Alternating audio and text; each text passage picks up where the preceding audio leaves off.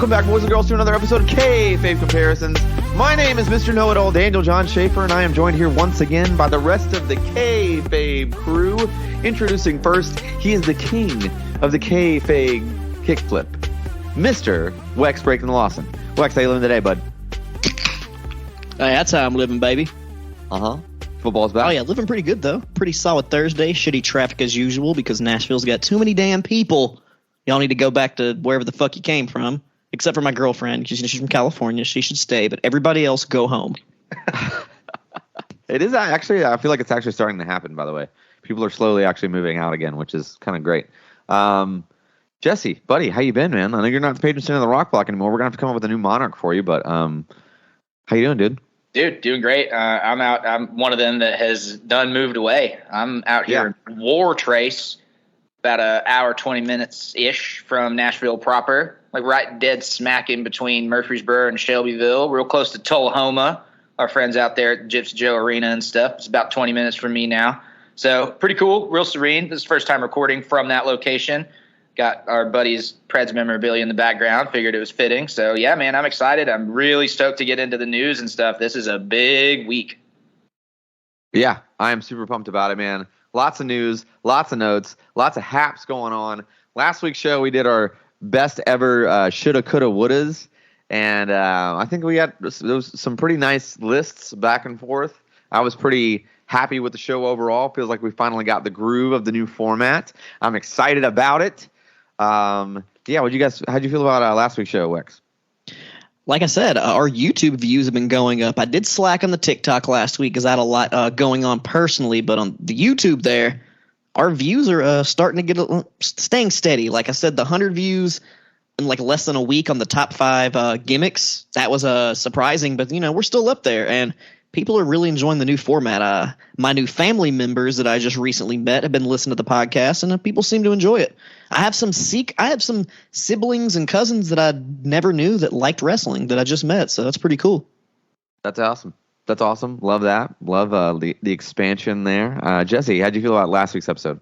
Dude, I left last week's recording very jazzed, very stoked. I'm super invigorated about the show. I'm loving the format. I think it's a lot of fun. I thought it was great.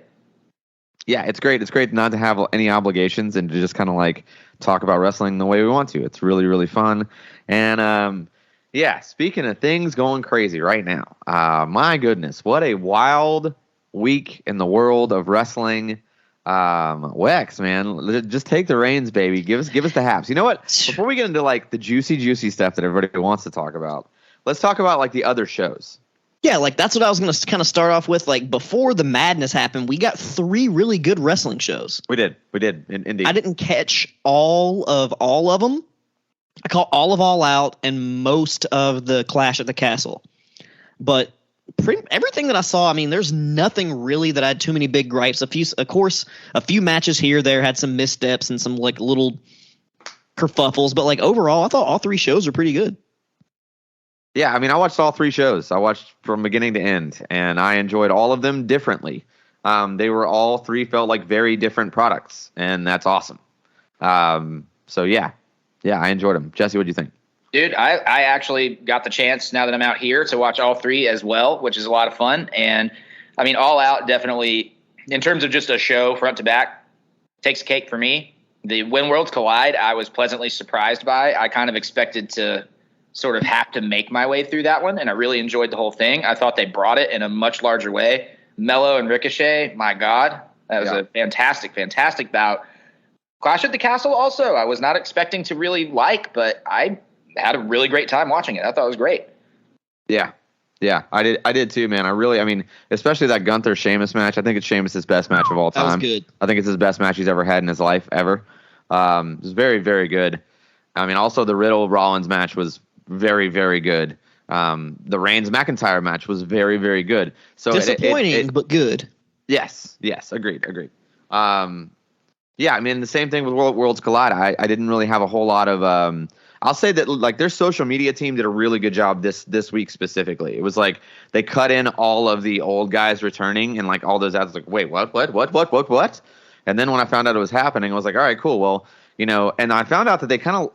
This is the best thing about this weekend, by the way, is that like they all realized that instead of trying to be stupid WCW and WWF, where it's like we're going to put the same pay-per-view on, try to put it on like the same day, like have head-to-head competition. They like laid out a whole weekend for us. You know what I mean? It's like you get to enjoy everything spread out. You got breaks between shows. It's nice.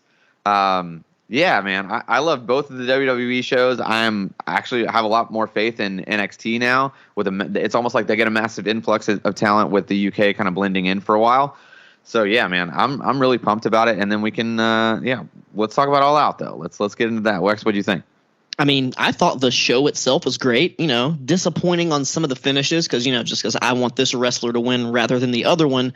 But overall, like I said, all the matches are pretty good. The Jade Cargill Athena match had a few missteps, but it's going to happen with the rookie and the style of wrestling. But she's clearly getting better, like the Hulk thing. And I mean, the whole show is pretty fucking good. The trios match, fucking fantastic. Even the main event, even though I still didn't want CM Punk to win, regardless of what we're going to talk about. It is what it is. But I mean, I thought All Out was still a great show. Not their best pay-per-view, but like still a very solid one, maybe like a top 5. I wouldn't say it was a top 5. I would say it's 6 or 7, maybe right outside. Maybe there were a couple of things that did really irk me about the show. Like number one thing that really irks me is the Kip Sabian booking. Like you build it up, you build it up, you build it up, you build it up, you build it up, you build it up, you build it up, and then you bury him. And it's like, dude, why? I don't did he like piss in somebody's Wheaties? Like this dude has been poorly. He looks amazing. He's a good talker. He's an amazing wrestler. Like why? Like he is so sellable. You know what I mean? Like he's easily, you could put a rocket on that dude's ass and he would be a massive, like he, to me, Sammy Guevara, Kip Sabian, same. Like they're the same. So I don't see now why that one is things being are booked, shifting a little bit, we'll see some more of them. Yeah, I hope so. I do think that I'm worried about the consistency with the booking, but other than that, you're right. The wrestling was really, really good. The wrestling the show was insanely good. The Christian Jungle Boy match should have been more of a match, but I understand that they're continuing the story and yada yada yada. Christian's actually like legit hurt and is out now. So yeah, that was my biggest takeaway from All Out is just more and more of what AEW has kind of been going through here. And it's the style. I think it does have to do with other people working additional shows and things too, but they're just so plagued by injury at the moment throughout the entire card, really. I mean, Hobbs and Starks did not live up to what I think that match could have been. And they just didn't give them long enough. Yeah. I mean, and that's one that I felt like actually should have been given time because you're looking at two bona fide ground up AEW national television stars in both of those guys.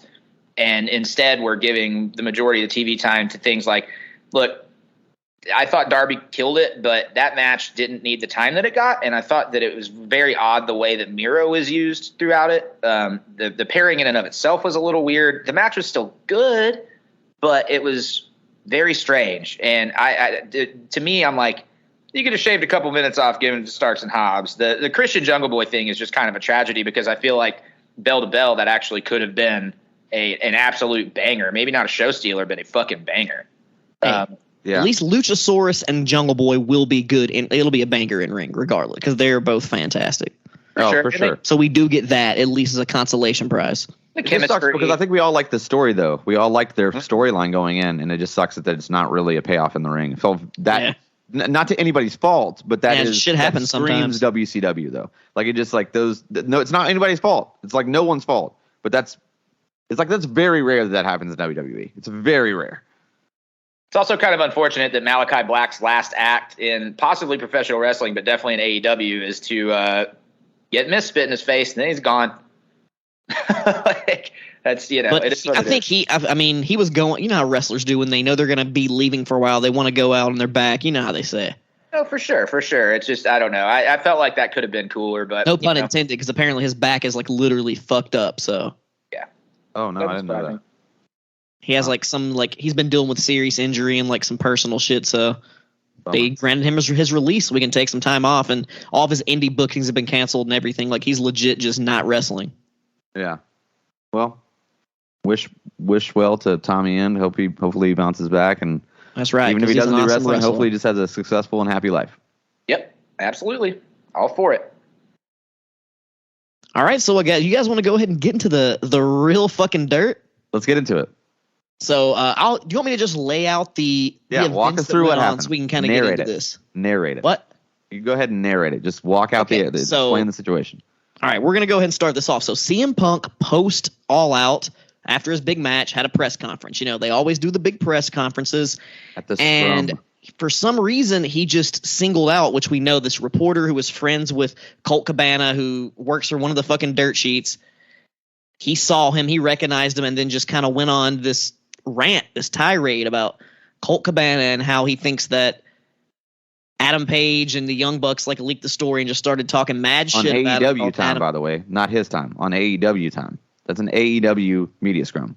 Oh yeah, this is 100%. Yeah, he said this is my time, and this is a 100% a company thing, because all companies do this shit. New Japan, WWE's done it in the past, so we know like it's definitely not his time. But you know, he went on there, he called Adam Page a dumb fuck, empty-headed fuck. Literally got real personal about Colt Cabana, which he didn't need to do. This is all shit he could have did backstage. He just started ranting, called the EVPs like pieces of shit, so they couldn't even manage a target, and was just basically going unhinged. And Tony Khan's face the entire time was just like, he looked like he saw a fucking ghost. It was just he cut him off twice. Tony tried to interject, and Punk cut him off twice. Yeah, he tried. And I mean, Tony, eventually he bossed up this week. We'll get to that. But, you know, Punk talking all that shit. And he literally ends the press conference with, if you have a problem with me, come talk to me. Come see me. Says that. And so how these events go is how all the other wrestling sites have reported them. And there's been multiple slight different versions. For what happened apparently is that the Young Bucks and Kenny Omega apparently kicked the door down in one version, and the other version, the Young Bucks got the chief legal officer, and they just went and opened the door and went to go talk to Punk. And however they entered the door, the events follow has been pretty much corroborated by everybody. CM Punk started throwing punches at Matt Jackson. And then during that, Nick Jackson tried to, intervene, tried to stop it. Ace Steel KO'd pretty much. Like, I don't know if he was legit knocked out, but he got fucked up with a chair, knocked Nick Jackson with a chair, apparently has a black eye. And then within all this, supposedly Kenny Omega came in because the dog was barking and handed off Larry to another one of the AEW officials and went in there to try to pull people off. And Ace Steel started pulling his hair and bit him. And then I guess also Christopher Daniels somehow, Brandon Cutler, Pat Buck, a few other people, got in and tried to break it up and eventually got everybody broken up, and they kept arguing or whatever. And all of the people, including the backstage people, the executives, everybody's been suspended as of now. And CM Punk was stripped of the title, and the Young Bucks and Kenny Omega were stripped of the Trios championships. And CM Punk supposedly is injured again, and they don't know 100% if he injured himself in the match or in the melee that he started. And during all the shouting, he kept threatening legal action against everybody. Okay. And bring it, dude. Bring it. As of please, now, please go toe to toe with a billionaire in the courts. I would love that dirt. I would love to talk about that for a year. Oh. Please, I don't know. Pretty much no one really truly knows what happened. But as of now, no CM Punk, no Young Bucks, no Kenny Omega on TV.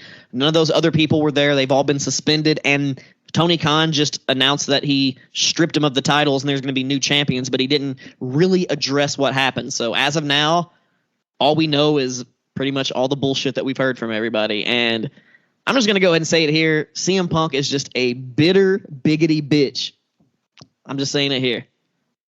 Even if I wasn't a fan of the Elite, he just, man. You're getting paid way too much money to go into business for yourself. You already went into business for yourself. You fucking keep getting hurt. You really, at this point in time, probably didn't have business being back in the ring in the first fucking place. I'm just going to throw that out there. But it's like, we're looking at peak asshole Shawn Michaels era. Except he's not on drugs. He has no excuse because he's straight edge. He's righteous. Shut the fuck up. I'm not sure that being on drugs really gave Shawn the excuse. It just added fuel to the fire. You know what I mean? But drugs, alcohol, injuries. CM Punk just has injuries and he's bitter. That's it. Yeah. Yeah. And CM Punk's also almost not quite twice Shawn's age at the time, but he's up there. You know what I mean? Yeah. And that's a fucking factor, dude. there's also, he's very entitled, obviously. He walks back in and, it's like everybody freaks out that he got pops off a scoop slam. Don't get me wrong. He had the crowd around his little finger, but now all you're doing is burying your own goodwill with that entire community by literally just verbally and physically attacking the people that brought this company to be in the first fucking place. It makes no sense. And I will say this, if this happened under Vince McMahon's regime, and I'm not saying Vince is a great person, but let's talk business for a second. No fucking way does that happen. No, 0% chance that even happens. Like that. Because think about the presence of Vince McMahon telling you to stop cutting you off versus Tony Khan. It's just he would have killed the mic. Vince would have killed the mic. Tony Khan's the buddy boss, and Vince McMahon is the boss, and Tony's going to have to learn. You can't be the buddy. You're going to have to boss up sometimes. And honestly, even though we haven't truly got a full decision, but stripping everybody of their titles was the right decision. It shows no favoritism, and it shows like y'all can't be doing this bullshit. So hopefully he can boss up a little bit, or shit's going to continue to be out of hand. That's just what it's going to be. Hopefully Tony Khan can make – okay, it all boils down to this. Everything from this point hinges on how Tony Khan handles this specific situation. Literally all of AEW balances on how he handles this situation moving forward. And, I mean, you're going to have to make amends. Like, do we see AEW moving forward permanently without any 4 of those wrestlers? No, of course. The Elite, I mean, they started AEW. It's in the name. Oh, they've been very vocal. I mean, apparently the rumors are they have been said that they're not coming back. They're not going back to AEW.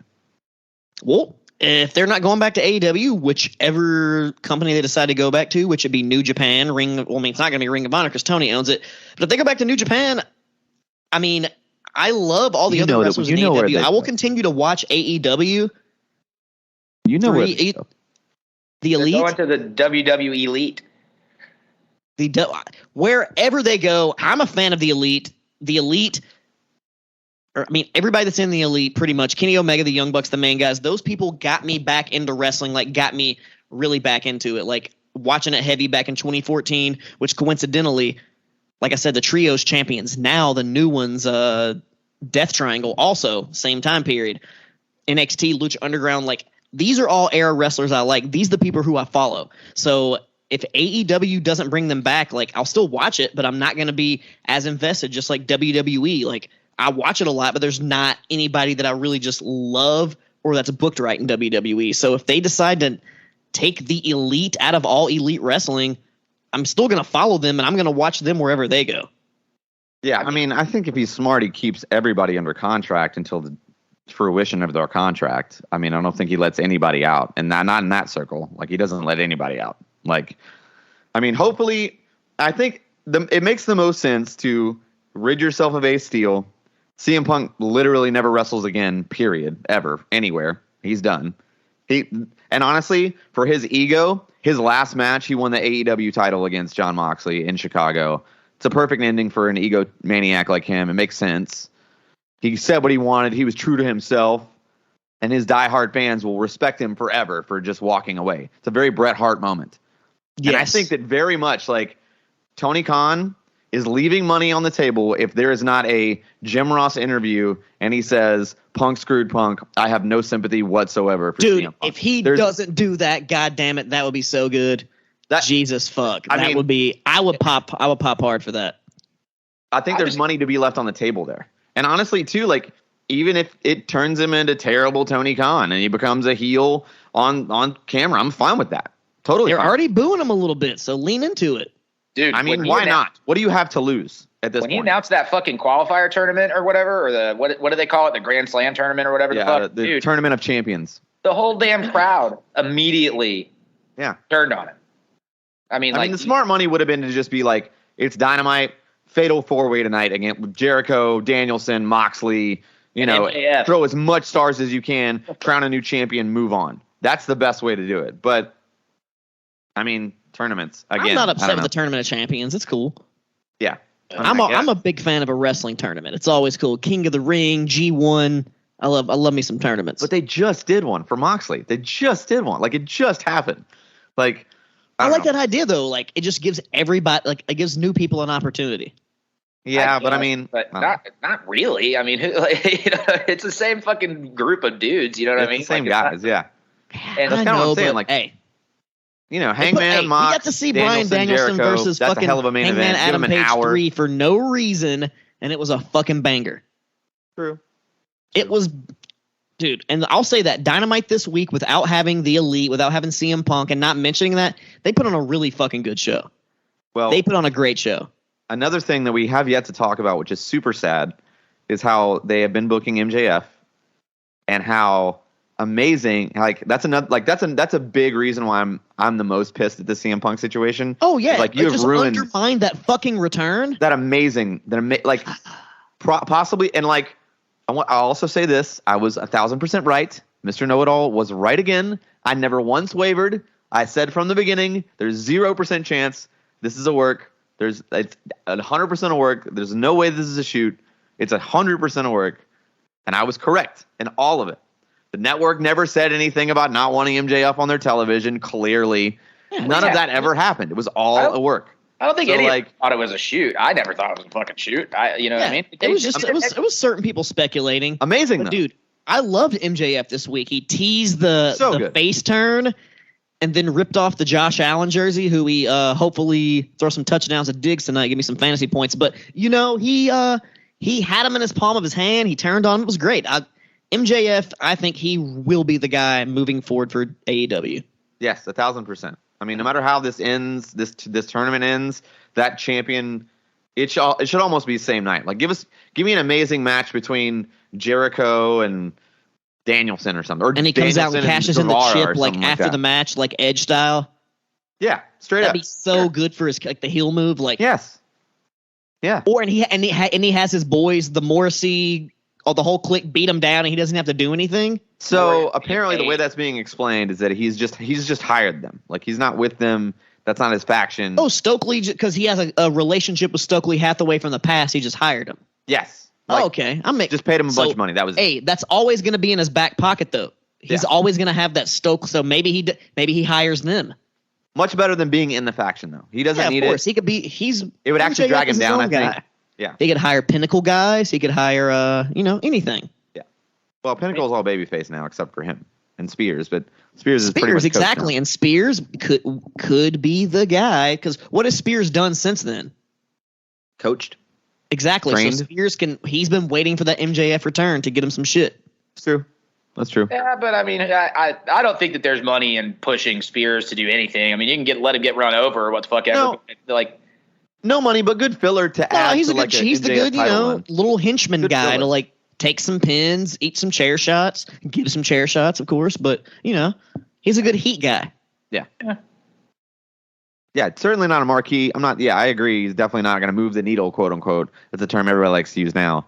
But I think it could be good filler. It could be good to like add to the legitimacy of his, this comeback or whatever. So, yeah, man. I mean, it's wild right now. I mean, you got to also talk about too, like, I know we talk about, Vince McMahon, how he would have handled it, but it's like, it really is a different ballgame now that Triple H is running WWE. We're seeing this instant change. You're feeling the vibe in the locker room at WWE obviously changing with the returns of people. I mean, to me, it's way more enticing than people think. And maybe Cody saw the writings on the wall and knew what was happening with Punk and was like, I'm getting the fuck out of here. What happens if Omega and the Bucks go to the E? What happens? Then I'm going to watch the E more because they'll be there. That's a death blow to AEW in my personal opinion. You also have to keep in mind they immediately turn around and put the trios championships on a trio, two of which have spent a great deal of time being incapable of being on AEW television. Pac with whatever issues he's had, but be it travel or injuries or anything else, and Rey Fenix, it's a matter of time before he gets hurt again. Yeah, I mean, I don't give a fuck. I love the fucking Death Triangle. Some of my favorite goddamn wrestlers. I was so happy. I was definitely. I mean, it would be cool to see Orange Cassidy and the Best Friends, just because, like you said, they're always on TV. They're AEW lifers, like OG people, but it just makes it gives a little bit more legitimacy to have Death Triangle because they're former tag team champions. They got the All Atlantic champion, and they're just badass motherfuckers. So you can't hold the travel on Pac. And of course, Ray, he's just I can understand why you hold that against Ray, but don't fade Pac. It ain't his fault. Ray's fault, kinda. Well, Pac has 2 belts now. He's Tupac. He's Tupac. Tupac. Well, since he's with the Lucha Bros, he's Dos Pac. Or Pac Dos. El Pac Dos. But yeah, I mean, the other thing too, I hate to see it. I know that he wasn't being used, and I know Cole and O'Reilly are both still out with injury. Is that correct? Yeah. So Bobby Fish obviously goes bye-bye here, and I don't know if he goes back to the E. I don't, whatever. He's staying. I think it's just his contract ran out, and they're just waiting for a reason to bring him back. I mean, there's nowhere else for him to go. I don't think Fish stays. He may get out of wrestling altogether. He may do a New Japan run or something, but I don't think he stays in AEW. I thought he was supposed to face Lou Thez recently for the NWA World Heavyweight Championship. What the fuck are you talking about? Sheesh. Nah, because he's so fucking old. Oh, yeah. Nah, man. Honestly, if O'Reilly, the only way I see that he not coming back is if Adam Cole just comes back solo. Hey, I will say one thing about this. CM Punk didn't go unhinged until Bobby Fish left. And Bobby Fish has always been critical of Punk, and he also, literally the day after this, gave him an open challenge to CM Punk. I want to face you in an MMA, boxing, kickboxing, whatever type of fight. You pick it. We can do it in Chicago, wherever you want to do it, and laid out an open challenge. He's like, Phil, let's do this. If you want to go that route, you want to fight, I'll fight you. And I 100% think because of CM Punk's track record, Bobby Fish would beat the shit out of him. Oh, he would whoop his ass. God, yes. There's no debate. And he was always making fun of Punk. Like when he was still with AEW, he was making fun of like Punk's kick when he re-injured his foot and was like being very critical. Punk didn't say shit. And as soon as he leaves, he's out here going unhinged. I guarantee if Bobby Fish was back there, he might not have been so froggy. I don't know about that. I'm not saying that CM Punk is scared of Bobby Fish. I think that's a little ludicrous as well. No, I think that's actually true, and it's funny because CM God damn it. Or just call up Mickey Gall, and then he might be a little bit more scared. My goodness. Man. Well, guys, there's a lot going on, and I will say this is the most exciting time to be a wrestling fan since 1997. Like, to me, this fight is as big in the Mark world as I'm going to say as the Montreal Screwjob was. I honestly believe that. I think that this, I'm really anxious to see what the Dynamite ratings were. There had to have been a spike. I read that there was. I didn't look at the number, but I read that there was a spike with the fallout and the. I watched it live. I normally watch it on DVR, and I made sure to watch it live. It was like number 2 on cable behind like something else, but it got over 1 million views. It's crazy. Yeah, I guess we'll just be glad that Ace still didn't have a pair of scissors when the Young Bucks went in there. Yeah. Ace Steel is definitely done in the business period. Oh, He's never working anywhere ever again.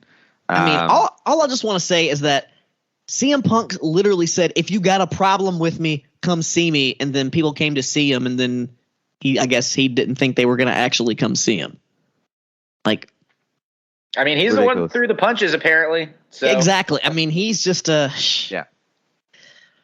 CM Punk. I don't ever want to see him on pro wrestling TV again. Exactly. I don't miss you. I never needed you. Let's get into the real deal of what we're here to talk about, and that's our top 5 fucking mid-carders of all time. Personal opinions here.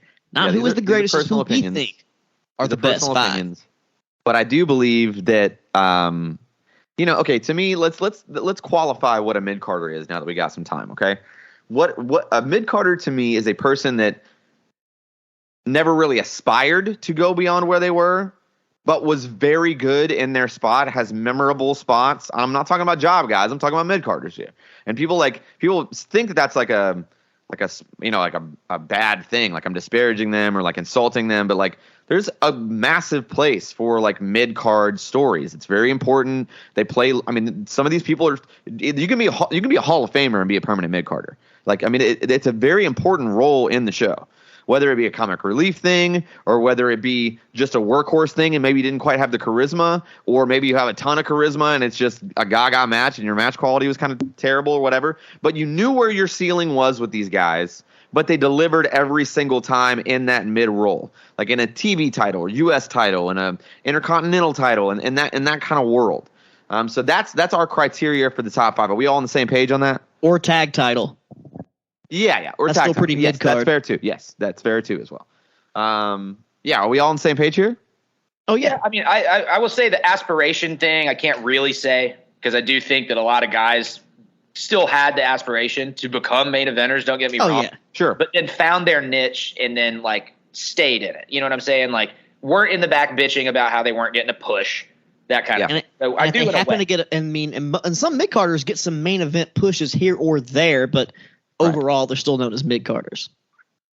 And number 5, are we ready?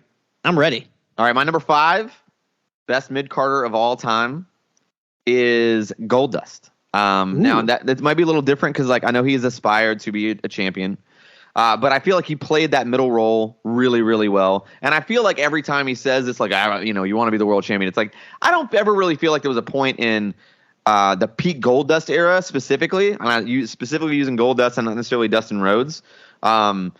Is that I don't think he ever really needed to be a world champion. It's like a very much Bruce Pritchard thing to say, like he didn't need the championship. Like he really didn't though. Like, but his gimmick, you're never really going to see Goldust as the world champion. I don't think anybody ever really made him a true main event contender. But in the mid card world, he's easily a Hall of Famer, right? No one will argue that. But also, no one would say he's a main eventer. And so I feel like there's value in that. So to me, Goldust number 5, specifically 96 for me that year, untouchable. But still upper to mid card, never quite the main event, but delivered every single time. Had a great story, memorable stuff that everyone remembers. Very great mid carder, Goldust number 5. Jesse, where you at? Man, I'm going to go with one who's kind of lighting up the internet these days, but Mr. Zack Ryder. Ooh. Gotta say, a guy who took the initiative, got himself over with the fans, got himself over on the internet before a lot of people were really doing that, has also transformed his career post WWE after getting let go, has gotten to a point where he's like the darling of most every show that he's on, has completely gone the route of going and taking over an indie like GCW, which would be the equivalent of somebody going in and taking over an ECW in the heyday of Monday Night Wars. It's like kind of very similar to me. Him winning the Intercontinental title at WrestleMania was one of the biggest pops I've ever heard in my fucking life, which just proves that he was being held down in a lot of ways, and God knows why, but I think Zack Ryder definitely makes this list. He is my number 5 mid-carder. Yeah. I don't think it's the last we've seen of Zack Ryder with that wrestling name in WWE, by the way. I do think that he ends his career in WWE, as he should, especially now that Triple H is there, and now that Triple H did hold him a little higher. I mean, Triple H has done the job for Zack Ryder in a singles match on Raw. Did happen. So, yeah, lots of meat on the bone there. I like that pick. Number 5 is very solid. Although, could maybe possibly be main eventer at some point. You never know. It's still very possible. Yep. Late 30s, still got some time. Oh, yeah. Wex, what you got, number 5? All right, coming in at number 5 for me is a dude who's still on TV, the smoking, the one, the badass Billy Gunn. He's much higher on my list than number 5. But oh, really? Okay. Well, he's one for me. Like even till this day, he's never really truly ever been past that mid card level. But he's always been one of those mid card dudes you can be invested in. And that's the whole thing being about a mid card wrestler. You have to be something extra special about you for me to even care. And during the whole Attitude Era, like Billy Gunn, I mean, he's probably my number 2 favorite member of DX. Maybe number 3 favorite member, and he's still out here till this day with the Acclaim, with his kids, daddy ass. I mean, he's reinvented himself many times. The one Billy Gunn, the Billy and Chuck. I mean, he's done it all, and he's still out here. And I mean, I don't really want to mention his TNA run, but everything else has been pretty good. Rockabilly was the shit. Oh no, Rockabilly, the smoking. I mean, smoking anything guns, but TNA, honestly. Yeah, TNA was sad. I mean, I don't know. His Beautiful People run in TNA was actually not that bad, but the VKM run. Never mind. Let me tell his TNA with Road Dogg run. Yeah. We don't want that. That was the fake New Age Outlaws. It was just miserable trying to call out WWE every week when they did not give a fuck. At all. But probably didn't. Love you, Billy Gunn. Awesome. I love all of those. My number 4, best mid carder of all time, if I can be serious here for a minute, is going to be Lance Storm. I think that his in-ring work is phenomenal. I think that he elevated everybody that he worked with, and he was a phenomenal wrestler in the mid-card world, but you knew like he was content with where he was. Where he was booked well for the most part. He wasn't really, I mean, like he got some silly stuff and he was in some comedic stuff through like the WWF, like kind of like post attitude, but not quite ruthless aggression, that little weird black hole window. He kind of did some comedy stuff, but he wasn't bad at it, and it filled a spot on the show. And I think that, I mean, his so technically sound that I would say he's probably one of the best professional wrestling trainers of all time. Oh, I was going to say that. That's nice. So, I mean, yeah, Lance Storm, hell of a career.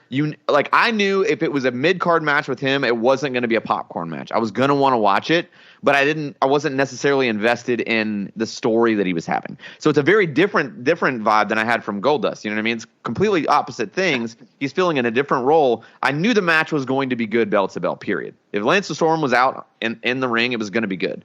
But I also knew that, like, might not have the most charisma, might not really give a shit emotionally, might just have some oohs and ahs and maybe a this is awesome moment, but it's not going to hook me in. Either way, great mid-carder, phenomenal career. Wouldn't argue with him being in the Hall of Fame, especially for some other people being there. So, yeah, that's my number 4, Lance Storm. Jesse, where you at? My number 4 shouldn't be too controversial because he really never was anything more than mid-carder, I don't believe, but is Sir William Regal. Nice. Wow. Nice. I've always loved his in-ring work. Phenomenally stiff, very believable. His feud in WCW with Fit Finlay is still one of my favorite things I've ever seen. It's just some of the toughest shit ever in the history of mankind. Obviously, his ability to scout and identify talent has given him just this phenomenal post-in-ring career. I would still love to see that motherfucker wrestle a match, and I'm sure he would kill it. But, yeah, I mean, I'm just saying, Sir William Regal, I absolutely believe deserves to be on this list. He is my number 4. Kind of surprised it's not higher, and I'm very jealous that I did not include Lance Storm. Nice. Well done. Well done. Wax, where you at number 4? All right, coming in for number 4 at me is one of the sickest wrestlers of all time, and that is Ain't No Stopping Me Now. Oh, wow. Shelton X Benjamin, the gold standard. No matter what company he's been for, WWE, New Japan, or not New Japan, but fuck, why am I blanking now? Noah, Pro Wrestling Noah, Japan, anywhere else he's been, he's never really quite past that mid-card level, but he's just a fucking phenomenal athlete, great wrestler who really easily could have been main event level. He just never really, I think WWE kind of held him back a little bit, and Carlito for that matter. But, he was that guy. I mean, he's still till this day one of the most like great athletic guys in the ring. He can go with anybody. Yeah. And dude, he was just the shit back in the day. Like that ain't no stopping me. Like I got hype when that theme song came on. I was ready to watch a Shelton Benjamin match. The gold standard was some great shit. But Japan though, Suzuki Gun, that was still some really good shit too. And even the Hurt Business and it's what it could have been was really good. Let's hope Papa H gets that back together. Let's hope he figures it out for sure. That's going to lead into our medals here, our bronze medal here, 3rd place. And I feel like I'm going to be poo-pooing on somebody's number 1 or number 2. But my number 3 is X-Pac. I think 1, 2, 3 Kid, he's my number 3. He's my bronze medal. I mean, he's like the main member of the clique that was never really a main eventer. But also, too, like, he was like kind of touted as the measuring stick. Like, he was the guy that would say, to Vince, like in the early days and during the change of the new generation to the Attitude Era and even into the Attitude Era, he became like kind of the barometer, like, hey, can this guy go? Does he have it or not? And so, initially when I was a kid, he was very much like a Jeff Jarrett to me with go away heat. Like I just didn't want to see him really? A lot of times. Yeah. Was this pre-X Factor or like just DX? This is like late end of DX. Like when it's like, the bloom's off the rose. Like Triple H has already been in the game for a while now, but DX is kind of back, but it's like Diet DX and it doesn't really make sense and it's really convoluted. And, it was around that time when you had like I'll never forget it. It was like Billy Gunn and China versus. Yeah, they had a little team going on. X-Pac and Road Dogg for the rights to D-Generation X, like trademark. Yep, I remember that. That was in like the early days of SmackDown. And I was like, this is bad. Like, this is bad. And after, like, from then on, like, from that part on, I was like, all right, X-Pac, this is enough of you. Like, it doesn't make sense for you to have this name anymore. Just be Sean Wallman or go back to 1-2-3 Kid or figure someone else. Like, that's what bothered me the most. I don't know why, because I'm a particular person, I guess, but, like, I was like, you're not X. There's no Generation X. What are you doing? I don't know. I just didn't like it. So, either way, loved him as a mid-carder, though. Like, he was a sustainable guy, obviously easily a Hall of Famer, member of the Clique, legendary, bronze medal, X-Pac. Jesse, you're bronze. I got to go with the real deal now, Mr. D'Lo Brown. Oh, shit. Nice. Well done. I absolutely love D'Lo. Honorable mention. Almost made my list. Yeah. He, obviously his beginnings in Smoky Mountain as an enforcer for the Gangstas, who was like basically their bump guy. It kind of got him noticed. Bigger than one would think for a mid-card wrestler at that point in time. Once he got to WWF, he just consistently proved himself. The whole chest plate gimmick I thought was fucking genius, and it incorporated into so many matches for so fucking long. Swagger for days. His in-ring work is impeccable. His went on to be a fantastic fucking agent. Has worked for Impact for some time now. Word is he is now departing Impact Wrestling, and nobody really knows what his next plans are quite yet. But let's just hope that he lands somewhere where his talents can still be put to use if he wants to stay in the business. I don't think he does. That's great. I love D'Lo Brown. Actually, the last Impact taping we went to, I walked past him at like the merch table, and he was doing actually a meet and greet or a signing, and I said, "Hey, I recognize it's D'Lo Brown," and he said, "You better recognize," and I was like, "Yes." Great. It was awesome. It was well done. I was there. It was nice. Yeah, dude. Okay, I feel like this is a nice list. We're moving right along. Excellent. I haven't given my number 3, but my number 3 is actually literally the same as you, X-Pac. Oh, wow. At number 3? My bronze medal, X-fucking-Pac, Sean Waltman, 6 Pac in TNA. You pretty much mentioned all the great things about him. He's the shit. I still, like I mentioned in that other episode, he has the best suck it entrance of all time. And on the video games, boom, boom, boom, then jump up, boom. But the third one, you gotta love fucking X-Pac. Yeah, it's a good one. It's a great entrance for sure. Before you could do like custom ones and stuff, and you had to have one like I always chose X-Pac on my custom shoes. I would take his entrance every time. 1000% every time. Good stuff. Let's keep it rolling here. Silver medals. This is gonna be a little controversial, I think. But it seems like we're stuck on the Attitude Era, and maybe it's because there was more focus on the mid card, and like it became a massive part of the show. Legendary guy, changed his gimmick a lot, and I really feel like gets kind of overlooked and gets pigeonholed in one of those gimmicks, which is fair because that was the height of his career.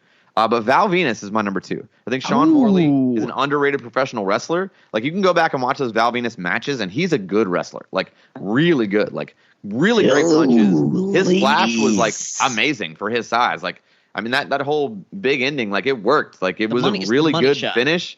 Like, he was very good. He had some pretty innovative moves for the time, too, the late 90s and stuff. He could move fast enough to keep up with the newer style that was kind of happening, but he still wrestled almost like a throwback kind of style. But he was very, very good.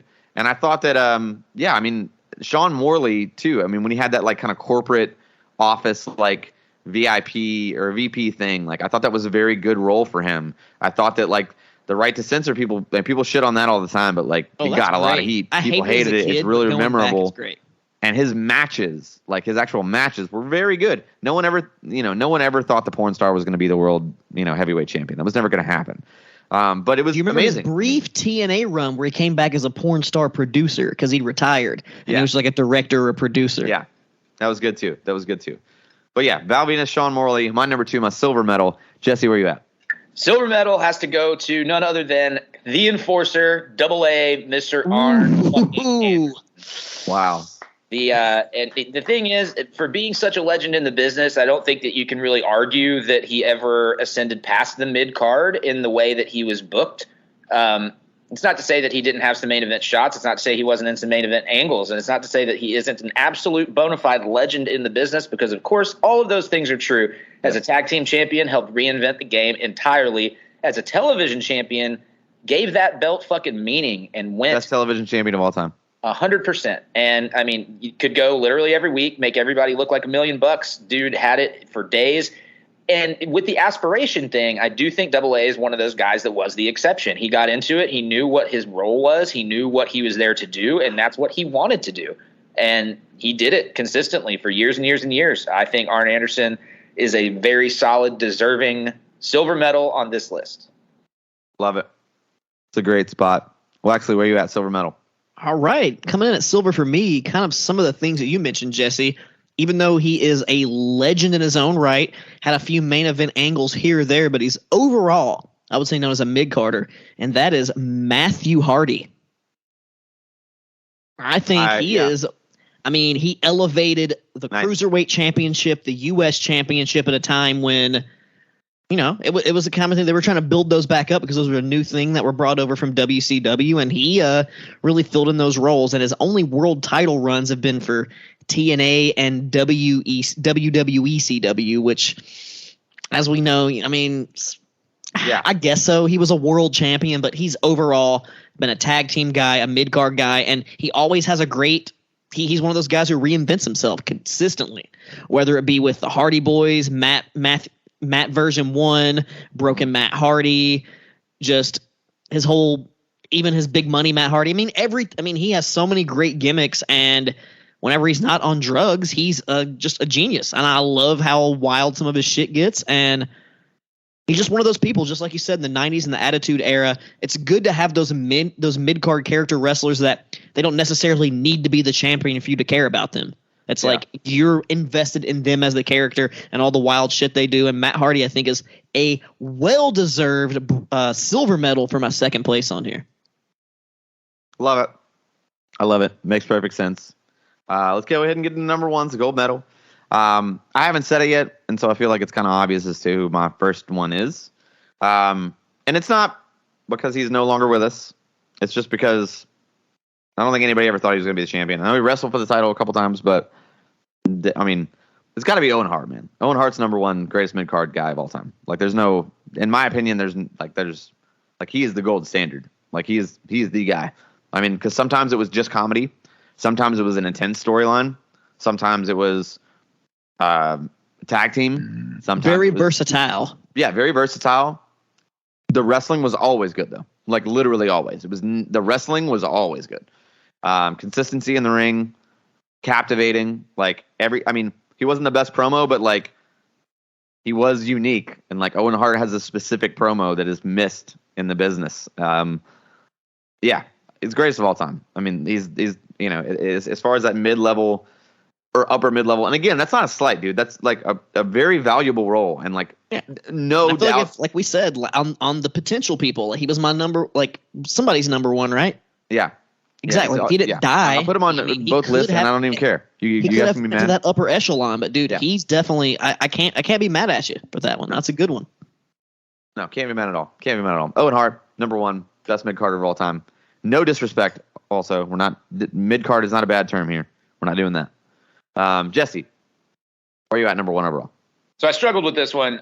Owen originally was who I was going to put. And really the only reason that I didn't is because I do still firmly believe in my heart of hearts that the World Championship era and run and everything absolutely would have happened at some point. I really do believe that. I just think that it was cut short.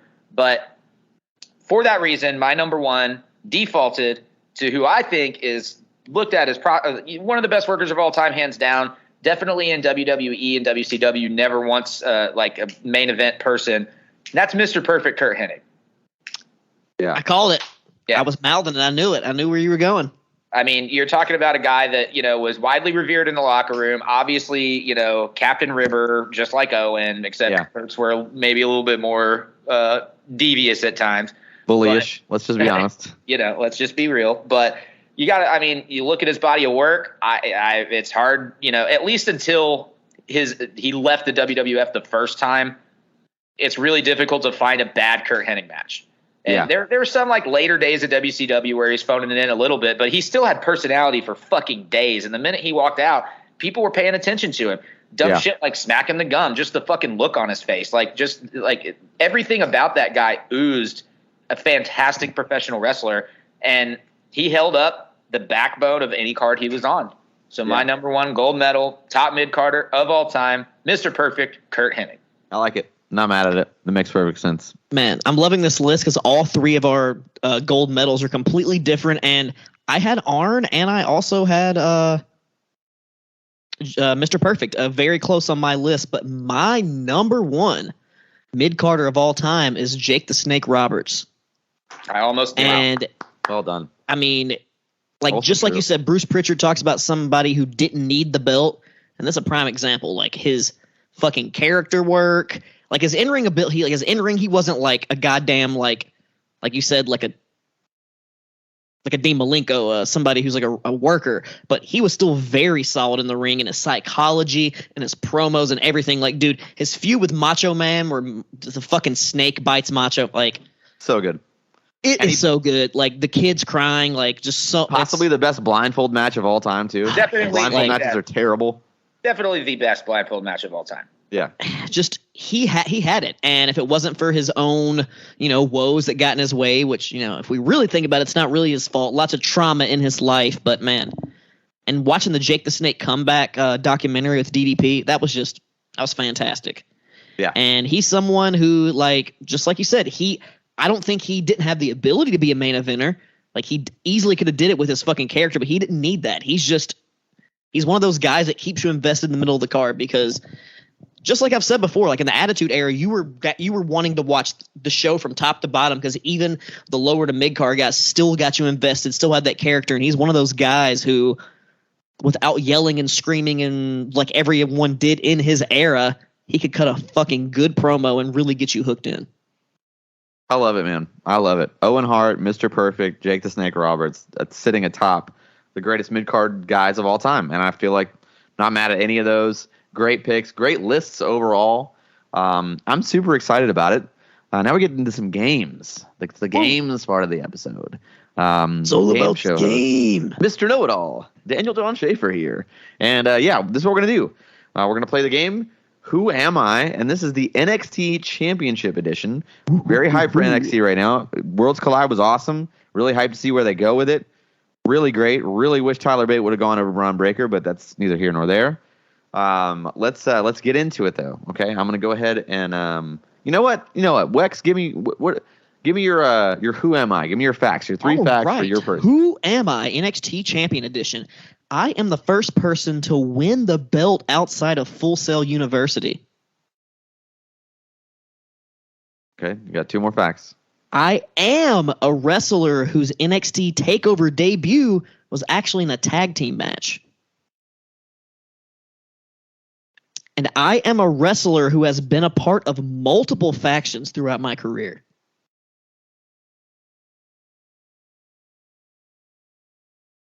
Are you Seth Rollins?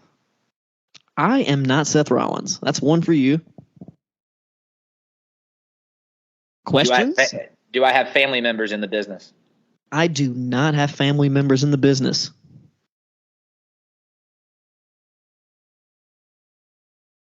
Was I ever NXT Tag Team Champion? I was not ever NXT Tag Team Champion. All right. You got one guess and one question. Am I currently on the WWE main roster? Yes, I am currently on the WWE main roster. That's two for you, Jesse. Two questions. One more question. Question for you, Daniel.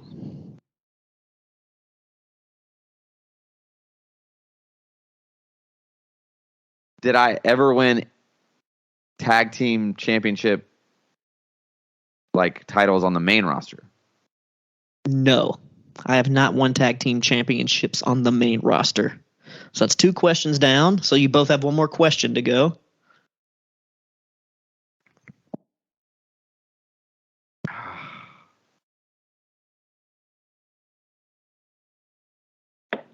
Was I a prominent performer in Ring of Honor? No, you have maybe one appearance in Ring of Honor ever, which is a lot of people, so that's not really saying much. So that's three questions for Jesse. One more question for currently Daniel. On the roster now.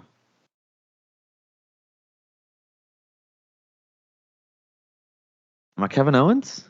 You are not Kevin Owens, so that's two 2 guesses. You have one more question, one more guess.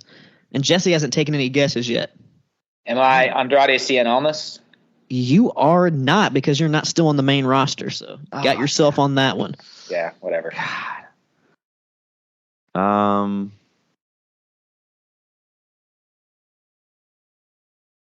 roster. God, that's what's throwing me off. My Finn Balor? You are. You got it.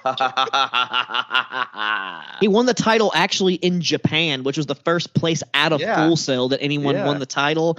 And, he's been, Bullet Club, Judgment Day, Control Terrorism Unit. Wow. Well done. Well done. I like it. You got it.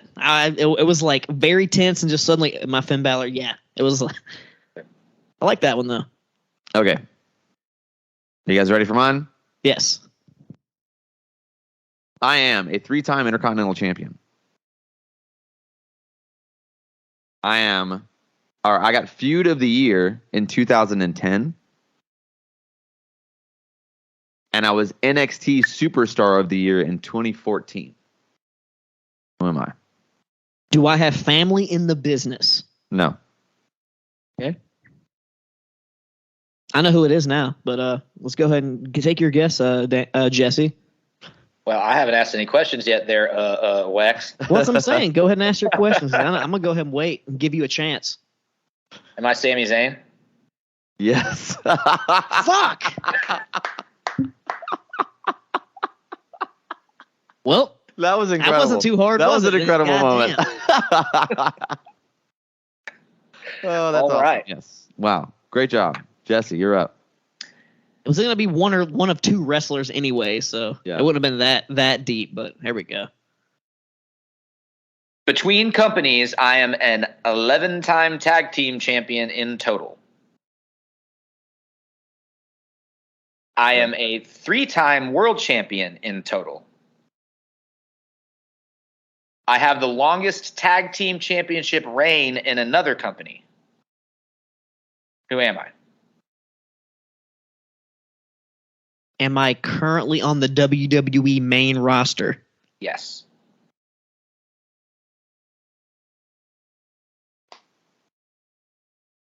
Am I currently still in a tag team?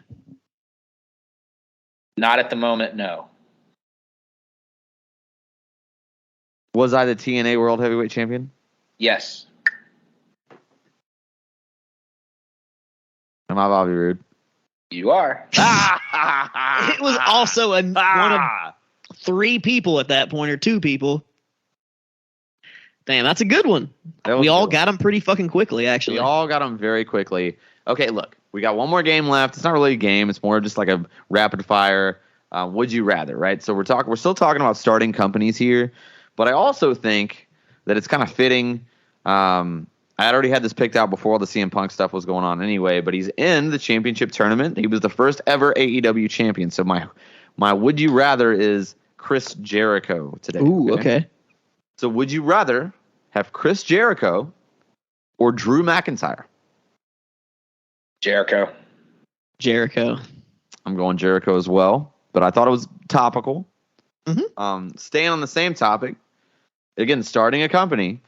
Would you rather have Chris Jericho or Walter/Gunther? I got to go Walter on that one, man. Yeah, definitely. I'm going to go Walter, Gunther, whatever you want to call it, because he's just too badass. I hear you. Okay. Chris Jericho or Cody Rhodes?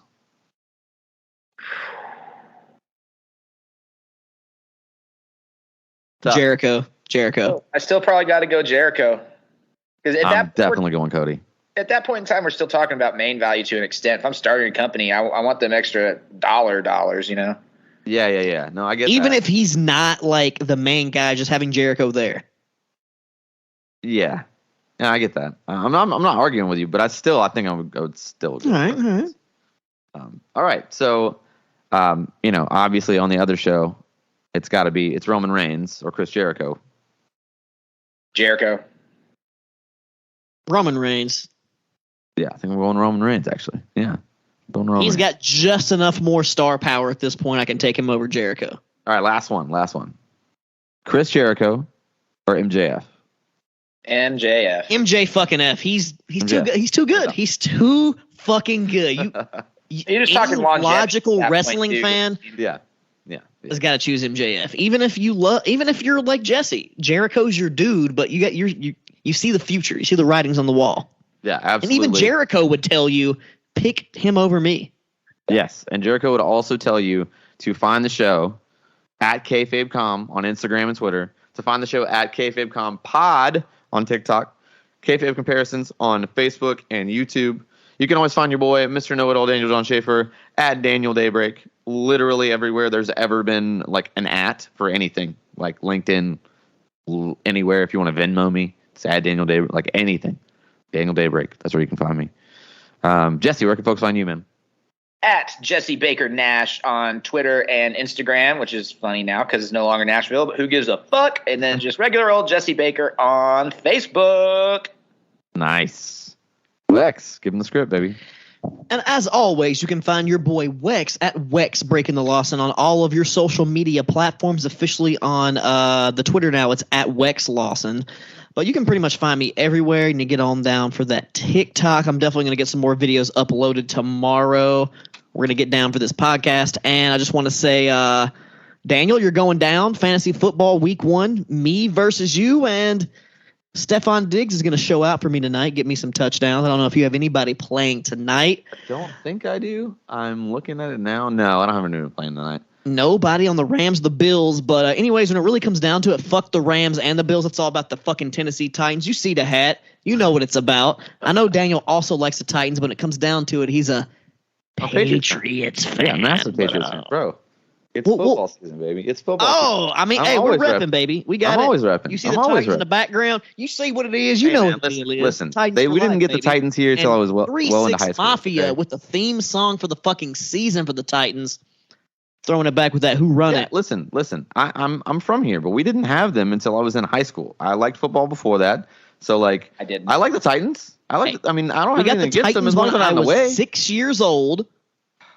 All right. Even though I like Dan Marino on the Dolphins because of Ace Ventura, I'll still love some Dan Marino. Sure. But once he retired, pretty much as the Titans were going, so I'm a Titans guy through and through. I was always a big Ken Griffey Jr. guy. Oh yeah, I mean baseball. Yeah, I had the King Griffey Jr. on Griffey Jr. on N64, and I've never had an official baseball team, but I did play for the YMCA East Nashville the East Nashville YMCA, the Mariners there. So I had that King Griffey Jr. connection. I played. It was T-ball actually. If you want to get really down into it, King Griffey Jr. He kicked tons of field goals. That guy, tons of them. Got that extra point every time. Yeah. So next week, I'm super excited. We're going to be doing our top 5 go-away Heat guys of all time. The top 5 guys that every time you saw them on TV, you were just like, wanted to change the channel, hated it. You know, we love the controversy here on Kayfabe Comparisons. I know people are going to poo-poo all over this, and it's going to be super fun. I'm super excited about it. We're also doing, next week, top 5 never WWE guys. Never been in WWE, never, ever, ever. Top 5. Wait, so our top 5 has never been in WWE, and our Who Am I is Go Away Heat. Yeah. Sorry. It's going to be a fucking fun episode. I want to say shout out to everybody in Memphis. Our thoughts and prayers and good vibes go out to the people out there. We had some random motherfucker going on a rampage, shooting everybody. Just want to say, get well, Memphis people. I love my Tennessee people. I'm always going to shout them out. And we don't like crazy motherfuckers who kill people. Fuck that. Yeah, we're not into that. It's not cool. But the queen did die, and that's kind of funny. But my goodness. We'll see you guys next week. We're out. Peace. Peace.